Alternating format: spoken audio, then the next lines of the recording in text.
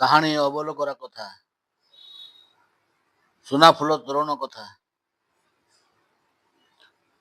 ଓଡ଼ିଶାର ମହାନ ଇତିହାସରେ ଅବଲୋକରା ଲୋକ ସାହିତ୍ୟ ବହୁମତେ ଓ ବହୁ ମନାନ୍ତର ଥିଲେ ମଧ୍ୟ ପ୍ରାଚୀନ ତାଳପତ୍ର ଖେଦାରୁ ସଂଗୃହୀତ ଏହି କାହାଣୀ ପାଠିକାଙ୍କ ବୋଧଗମ୍ୟ ଓ ରୁଚି ମୁତାବକ ଆଧୁନିକ ଭାଷା ବିନ୍ୟାସରେ ପ୍ରସ୍ତୁତି କରିଲୁ। ସେତେବେଳକାର ଆଠଗଡ଼ରେ ଥିବା ମହାନ ଆର୍ଯ୍ୟଭଟ୍ଟ ପଣ୍ଡିତ ଅନେକ ଭଟ୍ଟୁ ଶର୍ମା ବୈଦ୍ୟରାଜ ବୋଲି ମଧ୍ୟ ପ୍ରମାଣିତ କରନ୍ତି। ସେ ଯାହା ହେଉ, ପଣ୍ଡିତ ତୀର୍ଥ ପର୍ଯ୍ୟଟନ ଓ ଭାରତ ଭ୍ରମଣରେ ବାହାରିଲେ ଏବଂ ବୋକା ଓ ବଳିଷ୍ଠ ଭଣ୍ଡାରୀ ପିଲା ଅବଲୋକରାକୁ ସାଥୀ କରି ନେଇଥିଲେ ସାଙ୍ଗରେ। ନିବିଡ଼ ବନଗିରି ଦୁର୍ଗମ ପଥରେ ବହୁ ରମଣୀୟ ସ୍ଥାନ ଦର୍ଶନ କରି ରାଜ୍ୟ ପରେ ରାଜ୍ୟ ଓ ତୀର୍ଥ ପରେ ତୀର୍ଥ ପର୍ଯ୍ୟଟନ କରିଥିଲେ। ଆମରି ଏହି ଉତ୍କଳ ସୀମାନ୍ତ ବନଗିରି ମାଳ ଭିତରେ ଆହୁରି ଅନେକ ରାଜ୍ୟ ବସତି ଥିଲା, ଯାହାକି ପ୍ରାକୃତିକ ବିପର୍ଯ୍ୟୟରେ ଧ୍ୱଂସ ହୋଇ ସେଠାରେ କେବଳ ଉଗ୍ର ଅବଶେଷ ଓ ବଣ ଜଙ୍ଗଲ ଘଟିଯାଇଛି। ପଣ୍ଡିତେ ଓ ଅବଲୋକରା ପ୍ରବଚନରୁ ଓଡ଼ିଶା ପଶ୍ଚିମ ମୁଖରେ ଶ୍ରୀକୃଷ୍ଣଙ୍କର ଲୀଳାଭୂମି ବୃନ୍ଦାବନ ଯିବା ପଥରେ ଏକ ଗିରି ଝରଣା ପାଖରେ ଯିବା ଅବସାନ ହେଲା। ସେଠାରେ ପ୍ରାଚୀନ ଶିବ ମନ୍ଦିରଟିଏ ଥିଲା। ପରିବ୍ରାଜକ ଆଚାର୍ଯ୍ୟ ପଣ୍ଡିତ ମହାଶୟ ଖୁବ୍ କ୍ଳାନ୍ତ ହୋଇପଡ଼ିଲେ। ସେ ଅବଲୋକରାକୁ ସେଠାରେ ରାତ୍ରି ଯାପନ କରିବାକୁ ଉପଯୁକ୍ତ ସ୍ଥାନ ବିଚାର କରି କହିଲେ, ରହିବା ଏଇଠି ଅବଲୋକରା, ଗଣ୍ଠିଲି ରଖି ତୁ ପକାଅ ଡେରା, ପକାଇ କମ୍ବଳ ପୋତିବେ ଛତା, କରିବା ରାତ୍ରିର ଖାଦ୍ୟ ବ୍ୟବସ୍ଥା। ରହିବାକୁ ଏହି ପବିତ୍ର ସ୍ଥାନ, ରାତି ପାହିଗଲେ ଯିବା ବହନ। ବାସ୍ତବରେ ଅପୂର୍ବ ସମାବେଶରେ ପ୍ରାକୃତିକ ଶୋଭା ସମ୍ଭାର ନେଇ ଅତି ମନୋରମ ଥିଲା ସେହି ଝରଣା ପାଖ ମନ୍ଦିର ପାଖଟି। ଅବଲୋକରା ଖୁସି ହୋଇ ପରିଷ୍କାର ଜାଗାରେ ଗଣ୍ଠିଲି ପତ୍ର ରଖି ଛତା ପୋତିଲା ଅର୍ଥ ରହିବା ଡେରା, ଯାହାକି ଆଧୁନିକ ଭାଷାରେ କ୍ୟାମ୍ପ ନିର୍ମାଣ କଲା। ପଣ୍ଡିତେ କିଛି ପଇସା ଦେଇ କହିଲେ, ନିକଟରେ ଥିବା ଜନବସତି କିଛି ଚାଉଳ ଡାଲି ପରିବା ସଂଗ୍ରହ କରି ଆଣିବୁ ଯା। ଆମେ ନିତ୍ୟକର୍ମ ଏଠାରେ ଶେଷ କରୁଛୁ, ତାପରେ ଚୁଲା ଖୋଲି ରୋଷାଇ କରି ନେବା।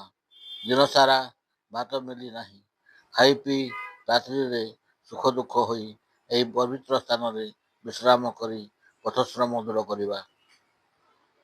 ଅବଲୋକରା ବହୁତ ଖୁସି ହୋଇ କାନ୍ଧରେ ଗାମୁଛା ପକାଇ ପଇସା ନେଇ ପାଖ ଜନବସତିକୁ ଗଲାବେଳେ ଆଗରେ ଏକ ବିରାଟ ରାଜବାଟୀ ଆଉ ରାସ୍ତାରେ ଏକ ବିରାଟ ତୋରଣ ଉପରେ କେତୋଟି ସୁନାର ପଦ୍ମଫୁଲ ଖଞ୍ଜା ହୋଇ ରହିଛି। ତାଙ୍କୁ ପ୍ରହରୀମାନେ ଜଗି ରହିଥିବାର ଦେଖି ସେ ବିସ୍ମିତ ହୋଇଗଲା। ସଉଦାପତ୍ର କରିବ କ'ଣ? ମୁଣ୍ଡ ତାର ଗୋଳମାଳ ହୋଇଗଲା। ସେ ଧଇଁ ସଇଁ ହୋଇ ଦୌଡ଼ିଲା ପଛକୁ। ଖାଲି ହାତରେ ଫେରି ଆସି ସେ ପଣ୍ଡିତଙ୍କୁ କହିଲା, କୁହ ହେ ଗୋସାଇଁ କଥାର ଭଞ୍ଜି, ତୋରଣରେ ସୁନା ଫୁଲ ରହିଅଛି, ଜଗି ରହିଛନ୍ତି ପ୍ରହରୀ ମାଳ, ବୁଝାଇଲେ ମନ ହୋଇବ ସ୍ଥିର। ଅବଲୋକରା ତ ବୋକା ଓ ଜିଦ୍ ଖୋର, ସେ ଲୋକଙ୍କୁ ପଚାରି ଠିକ୍ କଥା ବିଶ୍ୱାସ କରିବାକୁ ରାଜି ନୁହେଁ। ପଣ୍ଡିତେ ଯେ ସବୁ କଥା ଜାଣନ୍ତି ତାର ସ୍ଥିର ନିଶ୍ଚିତ ବିଶ୍ୱାସ ରହିଥିଲା।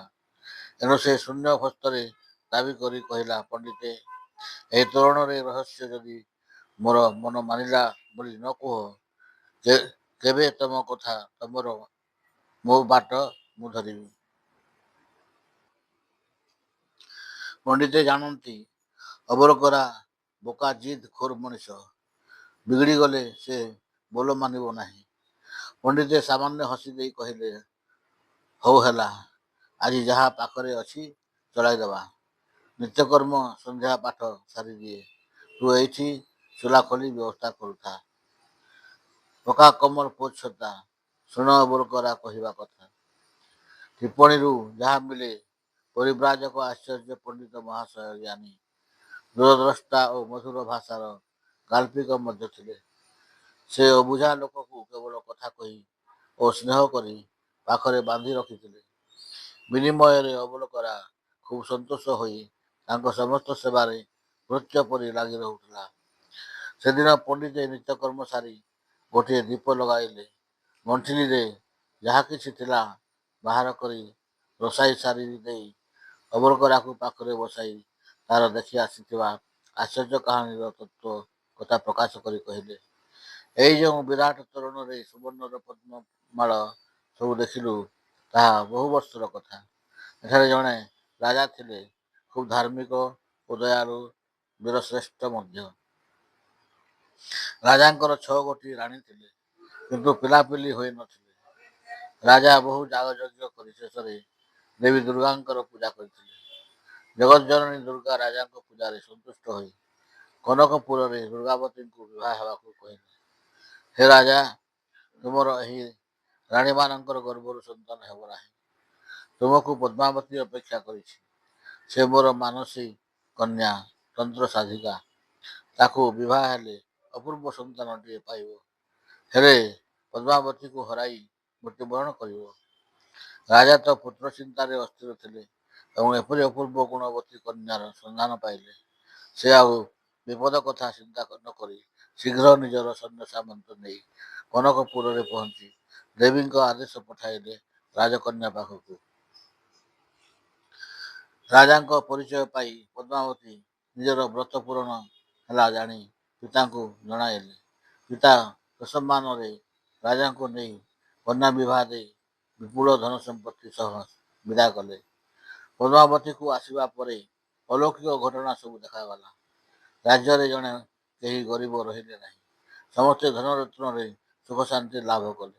ଶତ୍ରୁମାନେ ପରାସ୍ତ ହେଲେ ପଦ୍ମାବତୀଙ୍କର ତତ୍ତ୍ୱବିଦ୍ ବଳରେ। ରାଜା ଅନ୍ୟ ରାଣୀଙ୍କୁ ଭୁଲି ପଦ୍ମାବତୀକୁ ନେଇ ଉପବନର ବିଳାସ ଭୁବନରେ ଆନନ୍ଦରେ ବିହାର କରିବାକୁ ଲାଗିଲେ। କ୍ରମେ ବର୍ଷ ଶେଷକୁ ସୁନ୍ଦର ଦେବ ଦୁର୍ଲଭ ସନ୍ତାନଟିଏ ହେଲା।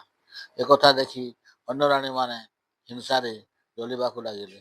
କିପରି ସାନ ରାଣୀ ପଦ୍ମାକୁ ମାରିବେ, ସେହି ମନ୍ତ୍ରଣା କରି ତାର ଗୁପ୍ତ କଥା ଗୋଟିଏ ଦାସୀ ଦ୍ୱାରା ସଂଗ୍ରହ କରି ଖୁବ୍ ବିଶ୍ୱାସ ହେବାକୁ ପାଖକୁ ଯାଇ ସ୍ନେହ ସୋହାଗ କଲେ। ସ୍ଥିର କଲେ ଗୁଣୀ ବିଦ୍ୟାରେ ପୋଖତ ହୋଇଛି ପଦ୍ମାବତୀ, ତେଣୁ ତାକୁ ସେପରି ମାରିବା କେବେ ସମ୍ଭବ ନୁହେଁ। ଗୁପ୍ତ କଥା ଜାଣି ଦିନେ ରାଜା ରାଜ୍ୟ ପର୍ଯ୍ୟଟନରେ ଥିବାବେଳେ ସମସ୍ତେ ଜିଦ୍ ଧରି କହିଲେ, ପଦ୍ମାବତୀ, ତମେ ଅପୂର୍ବ ପାଠ ଜାଣିଛ। ତୁମେ ସ୍ଥଳପଦ୍ମ ଗଛ ହୋଇ ସୁନାର ପଦ୍ମ ହୋଇ ଝଡ଼ିପାର, ଆମକୁ ଥରେ ଦେଖାଅ। ପଦ୍ମାବତୀ ଆଶ୍ଚର୍ଯ୍ୟ ହେଲା। ଏକଥା ନିଶ୍ଚୟ ଦାସୀ କହିଛି, କ'ଣ କରିବ? ସଉତୁଣୀମାନଙ୍କ କଥାକୁ ବିଶ୍ୱାସ ଗୋଟାଏ ମନ୍ତୁରା ପାଣି ଦେଇ କହିଲା, ମୁଁ ଫୁଲଗଛ ହୋଇ ଫୁଲ ଫୁଟି ଝଡ଼ିବି। ଏ ପାଣି ମୂଳରେ ଢାଳିଦେଲେ ମୁଁ ମଣିଷ ହେବି। ସାବଧାନ, ପାଣିକୁ ଅନ୍ୟତ୍ର ନଷ୍ଟ କରିଦେଲେ ମୁଁ ମରିଯିବି। ତା ସହିତ ଦେବୀଙ୍କ କୋପରେ ତୁମେ ସବୁ ପଥର ହୋଇଯିବ। ହିଂସାରେ ତ ଅଜ୍ଞାନ ହେଉଥିଲେ 6 ରାଣୀ। ସେ ମାୟା ଦେଖାଇ ଉତ୍ସାହିତ କଲେ।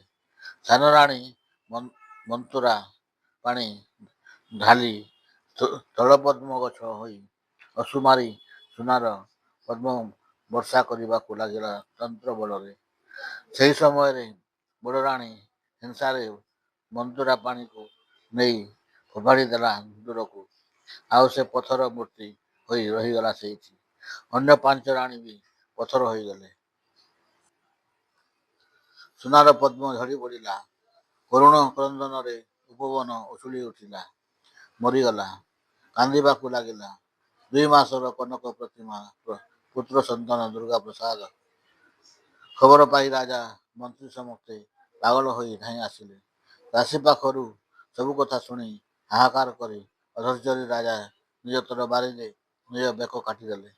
ଏକ କରୁଣ ଛାୟାରେ ସେହି ହତଭାଗ୍ୟ ରାଜପୁତ୍ର ଦୁର୍ଗାପ୍ରସାଦକୁ ନେଇ ମନ୍ତ୍ରୀ ଲାଳନ ପାଳନ କରି ରାଜ୍ୟ ଚଳାଇଲେ। ରାଜପୁତ୍ର ଦୁର୍ଗାପ୍ରସାଦ ବଡ଼ ହୋଇ ନିଜର ଜନ୍ମ କଥା ସବୁ ଜାଣି ସେହି ପଥର ମୂର୍ତ୍ତିମାନଙ୍କୁ ନେଇ ବିରାଟ ତୋରଣ ନିର୍ମାଣ କଲା। ଆଉ ମାତୃଶକ୍ତିର ସୁନାର ପଦ୍ମଗୁଡ଼ିକ ଖଞ୍ଜାଇ କାଳ କାଳକୁ କୀର୍ତ୍ତି ରଖିଗଲା।